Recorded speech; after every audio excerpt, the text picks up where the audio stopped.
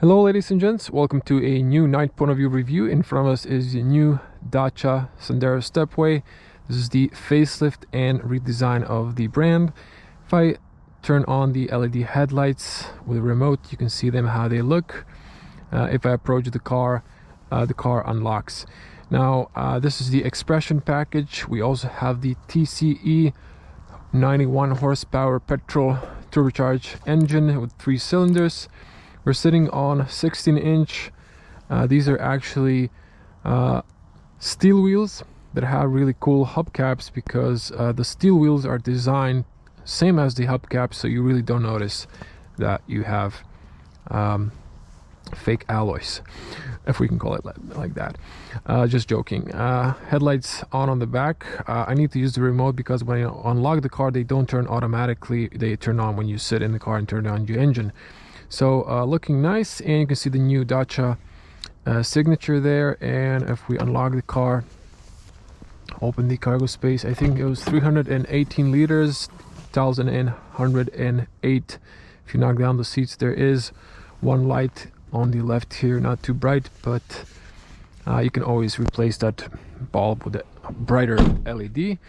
And you can see when I approach the car, actually I've unlocked it, so let me just see now. The mirrors don't fall, so let me just show you again. If I approach the car, you can see it unlocks, so you can keep the key in your pocket. You're greeted with this Dacia sound. You can turn it off in the infotainment, I believe. And let's get cozy. Seatbelt on, safety first as always. And let me see here. So we do have a start-stop engine. Now this is a brand new car. You can see 216 kilometers on the clock. I'm the first person who drives it. So let's turn on the engine. You can see here the needle little tests they do. We just put it into neutral. Now let me just share some light before we head out. Just wanted to show you, it looks really nice inside. We have the new signature. I really like this. Let me just lower the fan speed here. And I like the Sandero. This is all hard plastic, but this textile part is nice and soft. Now there is, just to show you here, no light in the glove compartment, but there is a little mount here you can put for your phone here. That's an extra. I didn't put it because I really don't need it. And yeah, what else to say? Love the physical controls on the steering wheel and physical controls for AC. Most of the cars now have this on touch controls. I didn't use the USB for the Apple CarPlay because it's a little bit too bright, and then I'm just gonna keep using the standard navigation. Let me demonstrate some radio. These are basic speakers. I don't think there's upgraded speakers, so this is what you get. So I can't play it for too long, not to get a copyright strike. I'd have to keep talking.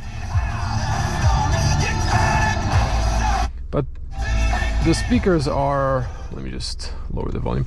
So the speakers are quite basic, I would say. You know, they're okay, but you can play in the settings with the options. But if you turn on the bass and everything else too much, it's gonna be like not the best quality sound. I'm gonna stay on the navigation here. Factory navigation, and yeah, let's just start driving. And there's an automatic parking brake, but when you put it to first gear, it engages when you turn off the car and disengages when you start going. Now let's go. Now as I've mentioned, this is a brand new car, so if you maybe don't know this, the engine needs to pass at least 1,000 kilometers to pass the braking period. So obviously I just passed 200 kilometers barely. So for that reason, you know, the fuel consumption hasn't dropped yet. So I've been driving it today a little bit, filming the day point of view driving with no talking. And also not filming, I was driving it for the past 2 hours before this.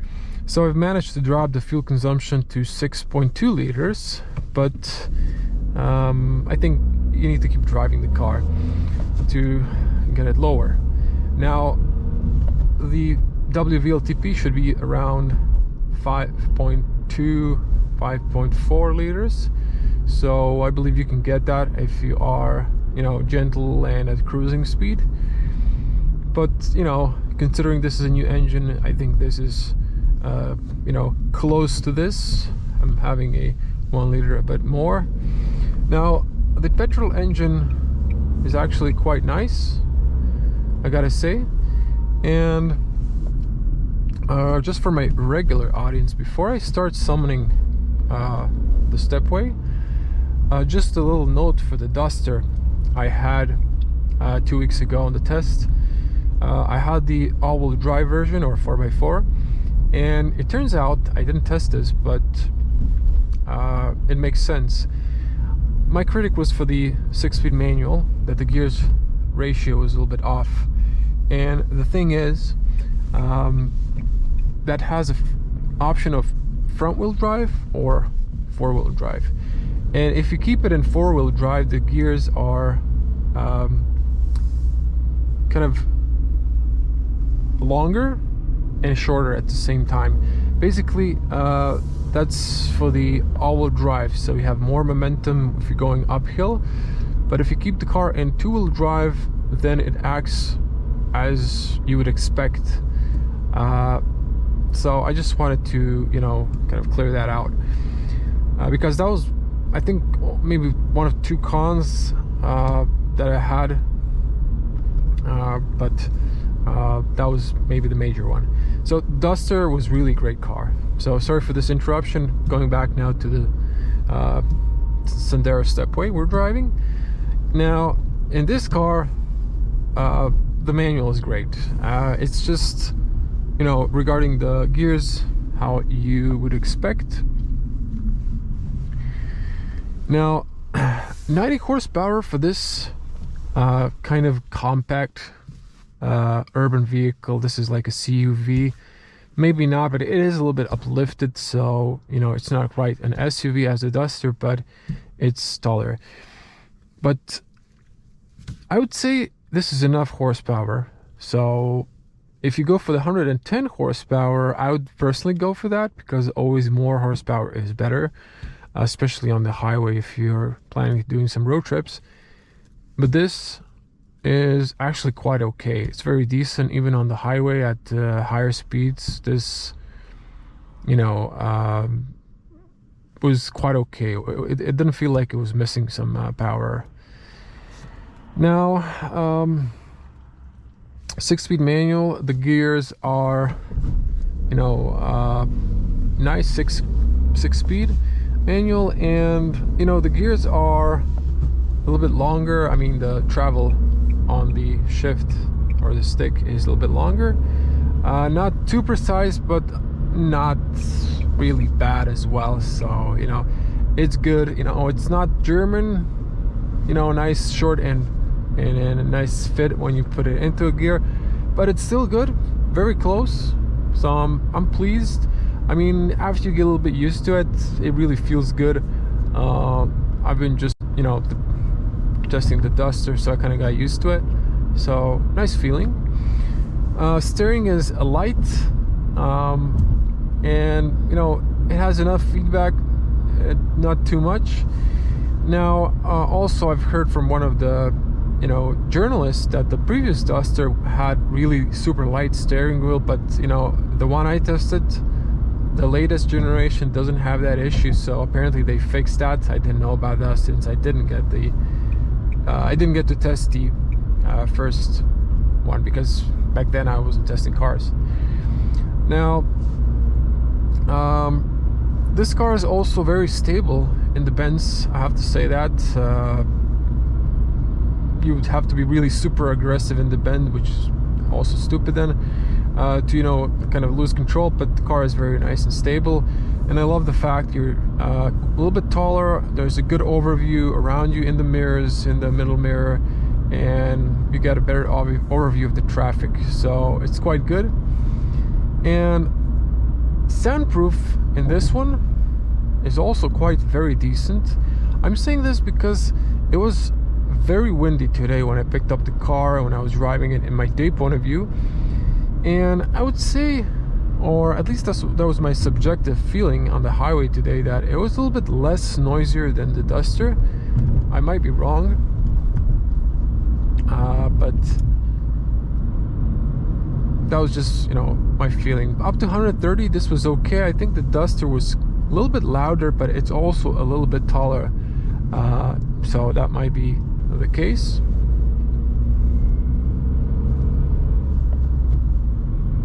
Let me just turn on the AC here. And what else? Now, every car has a con, so this car, considering it's a budget car, it's a very good value for money considering today's prices. I would say this, maybe the only con is okay, maybe two cons. So first one, the seats are kind of basic. They are fairly comfortable, but when you sit and drive a little bit longer, they're just too flat, you know, so they don't have like a support for your knees. You know, after a while, stretch your legs, they lack a little bit in the comfort for longer drives. And on the back, the false floor shelf and the cargo space is, for my personal taste, maybe just a little bit you know, too noisy. If you put something in the back, it just makes a lot of noise. So, you know, I have a fire extinguisher on the back, since this is a company car from the press, so they have to have one. If it's a personal car, you don't have to have it, but if it's a company, you do in Croatia. So, you know, it was making some noises, but if you adjust it properly, it's okay. So those are maybe only the two cons, but the rest in this car is amazing, I gotta say. Now we have a, sorry, just let me unbuckle my jacket here. It's a little bit hot in the car.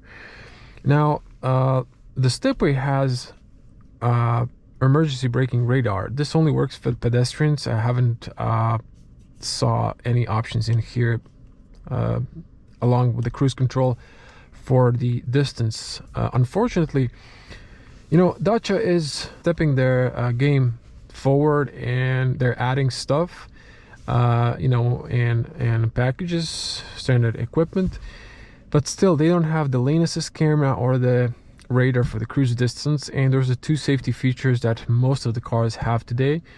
So in the future, I hope they're going to add that soon. I know those are you know, a few more expensive things on the list, but definitely, you know, considering how people drive, or you know, sometimes are irresponsible, they drive tired and so on, it's better when you have the cruise control on, and then if your car is staying in the lane and keeping distance just in case. What else? I think I've summed everything. Yeah, the brakes are a little bit more aggressive on the Stepway than on the Duster, I would say. Not from the start, they're gentle, but if you press it in a little bit more, they are kind of aggressive. I think you saw this in my point of view drive at the parking. I think I've kind of pressed it at the end a little bit too harsh. Didn't expect that.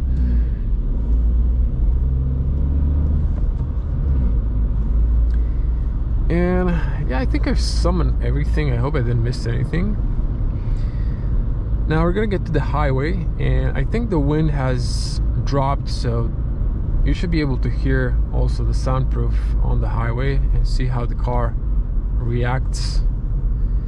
So let me just see here if I can go to the home menu, vehicle.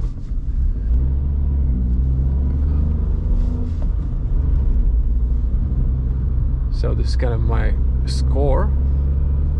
I was looking for a trip report. So yeah, 6.3 liters. You can see the screen.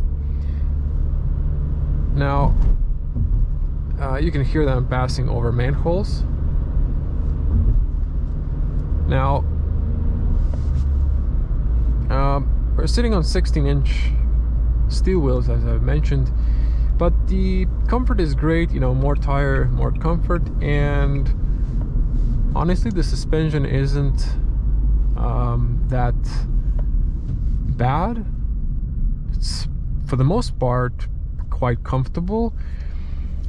On a few bigger like potholes and on my day point of view, it was a little bit rough, but for the general like smaller potholes and, you know, speed bumps, it's actually quite decent. Not too hard, so not too bad as well.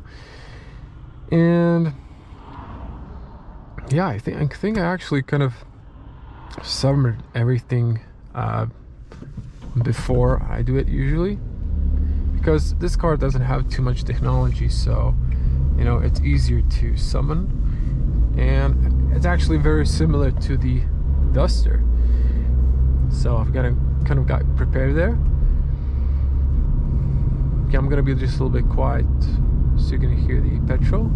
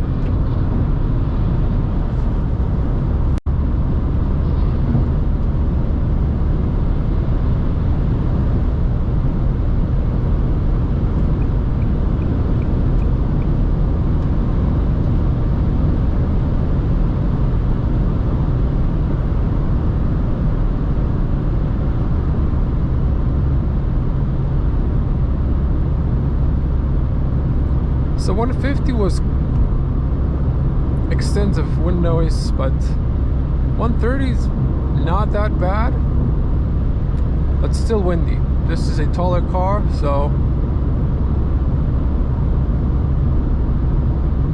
there's a little wind noise coming from the side mirror and the A-pillar.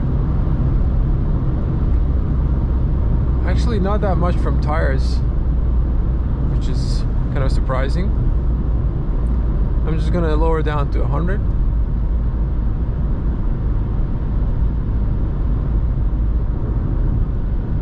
So at 100 you can mostly hear tires. Tarmac here is a little bit rougher, but there are patches of like smooth one. Now this is an open space here, so I think there is a little bit of wind here.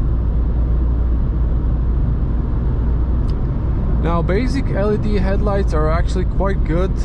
Now the long beam, I can turn it on, is warm, and the LED headlights are cold. So that's pretty good. Now one of the features I would like on this car, there's a blind spot, which is standard, but there is no auto dimming for the mirrors. So that's also something I would add on the list. That I would like to see in the future of this car.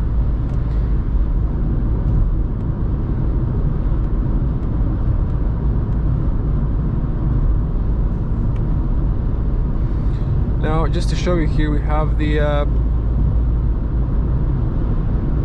speed limiter and the cruise control.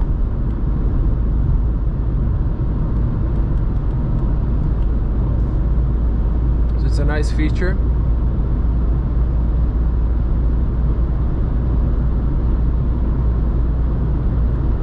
And I'm not sure if you noticed on the navigation, it's also nice when you come to junctions, it tells you on the top the signs, the exits, so you don't miss it. You can see that. That's quite nice. Now what this car could use is some ambient lights. That will also be nice, but but this is okay actually. Some people prefer just, you know, have basic interior. And also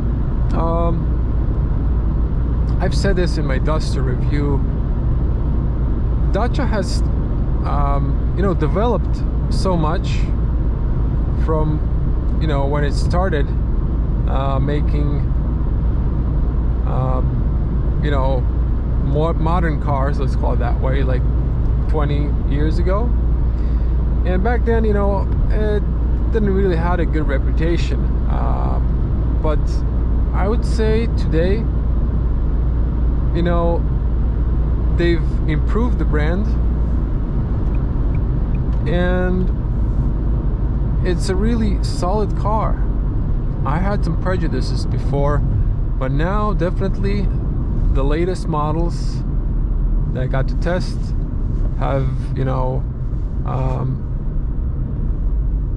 break those prejudices, because this is a really value for money today. I used to drive a Skoda, and you know, Skoda is a little bit better, actually a little bit more than just a little better, but it was value for money. Now today it's quite expensive, to be honest, but this is what Skoda used to be price wise. Now also Dacia has said, you know, in a few years their plan is to step away from the budget brands and increase the price tags, but I believe they will add also, you know, maybe some of those things I was saying that the car could use. But today this is a good value for money, definitely.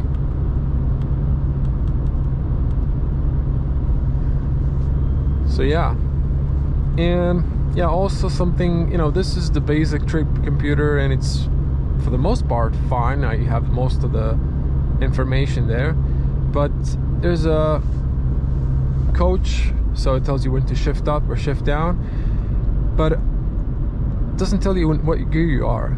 I mean, there's a small thing they could just add. I like that information. And also, when your car is brand new and the engine is passing through the braking period, it is advised to keep the car in a gear and let it drive in high revolutions. This is a petrol, yes, but if you also have a diesel, you know, it's not good to keep the car in a high gear, and then when you're losing speed and it starts suffocating, that's really bad for the engine. So it is recommended to, you know, shift later rather than earlier, so to let the car stay in the high revolutions, at least for the first 1,000 kilometers. So I'll need to turn here, but there's a car in the left lane. I think it's gonna let me pass. Okay. Yeah, so my regular audience knows this, but we're gonna get outside the city here, and I'm not gonna do 0 to 100 since this is a new engine, and I think the 0 to 100 was like 10.2 seconds or 12 seconds, I forgot. So really long, not really worth filming. And I think top speed was 175 kilometers per hour. It's not like you're gonna reach it, but you saw a car driving 150. I only do it because we have a tolerance in Croatia. But yeah, you can also hear now the engine is off, so start stop. There's a button to turn it off. For some reason this light doesn't go off for the passenger airbag. Actually, it's off, so I guess this one's disabled. I haven't checked if there's like a switch. Probably is. Yeah, anyways, we're gonna get outside the city. I'm just gonna stop where there's no street lights just to show the performance of the base LED headlights. So we have a beautiful half moon. Not sure if you can see it from the perspective of the camera, but I think you can. Now we're gonna pull here to the side and check the LED headlights performance. Now I do this in all of my videos or all of my point of view reviews, so if you're interested, check it out. There's a car park there, so I'm not sure if there's people inside or not, so I'm just gonna move past it. You can see on the GoPro, but the iPhone has a way better sensor in night, so turn that one on for you. Let me stop here. This is the main headlights, and this is the long beam. This is the iPhone camera and normal beam, long beam. You can see that the long beam is warm headlights, and this is cold headlights.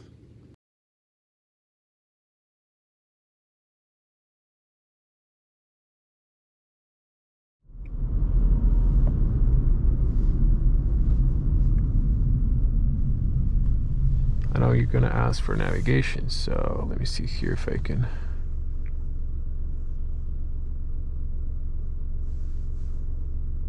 Oh, there's 2D, 3D.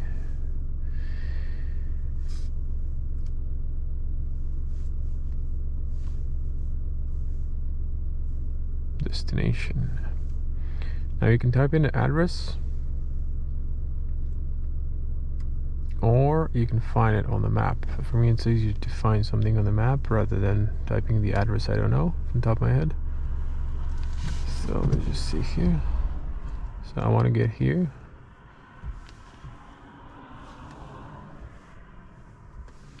Gives you a route, and there you go. You can see the navigation and the colors. Basic, but it looks okay. Serves its purpose.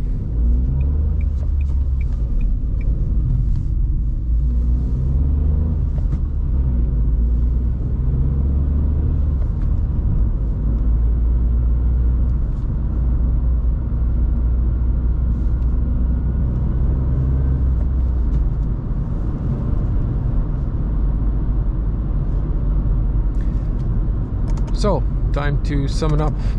My impressions, since I'm earlier with everything.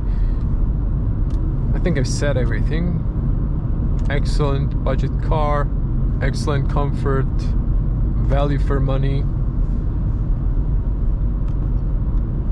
So I've probably covered this in the review, but you can see the speedo, tire pressure, coolant, and then you can switch to the alert messages or the consumption. You can see average is still 6.3. Current, you can see the range, distance you've passed, average speed, and the odometer.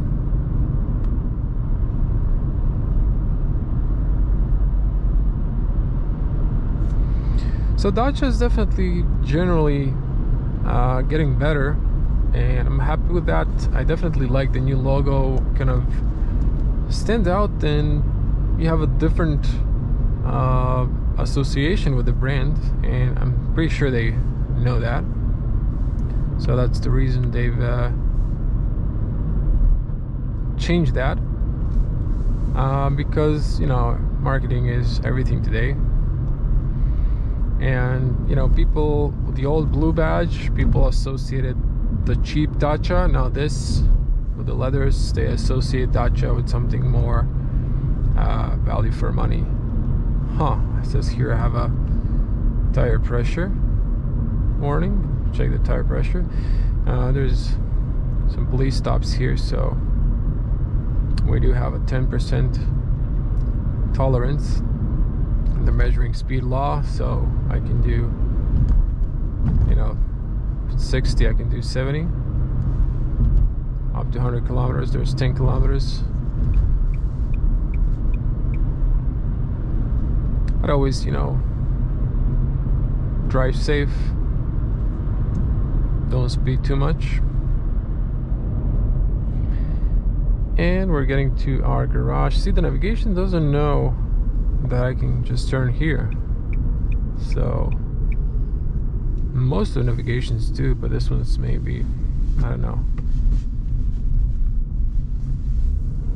not that smart. Okay, it did update it now. Actually, it thinks the entrance is in the other side, which is not, so it doesn't matter. You can also use your Google Maps Waze, because you can just hook up to a Apple CarPlay, which you need the USB for. But again, I didn't use it because it's just too bright, and then you can't see it on the camera that well. Now, to my surprise, the driver window is fully automatic, but the others are not. But see, I press, but nothing's happening. You have to keep holding it.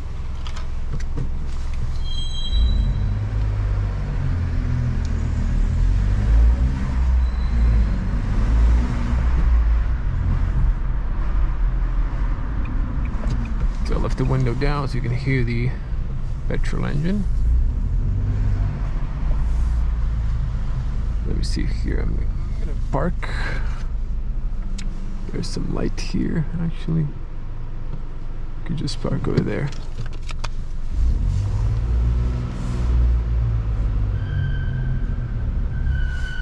It is empty though.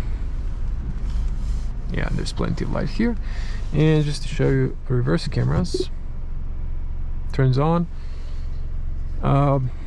Not the best resolution of the camera, but it serves its purpose. So let me just turn the light on. I'm not sure if the GoPro's picking this correctly. Maybe now it's better, but it's good. You can always play with the contrast here and stuff like that. So and you press the start stop off. Actually, when you put it to first gear, the electronic parking brake engages, so you're good. And don't forget your valuables inside the car. If you did like this review, do subscribe, click the bell to get notified when I upload more videos. I always do the same route so you can compare other cars. And yeah, let me just exit the car, show you the car from the outside. Now the garage is in power saving mode, so it kind of switches most of the lights off, but you can still see the car. Don't worry, I won't park like this. I'm just gonna leave immediately, but you can see how the car looks. Let me just turn on the headlights for you. So I like this color, but I saw this also in black. It looks super good, so I would personally maybe go for that. Although I'm not a huge fan of black cars when it comes to swirl marks and maintaining the car, but this is a work car. This is a car that you drive and don't detail as much. Thank you everyone for watching. I hope I'm going to see you in the next one. Stay safe and bye.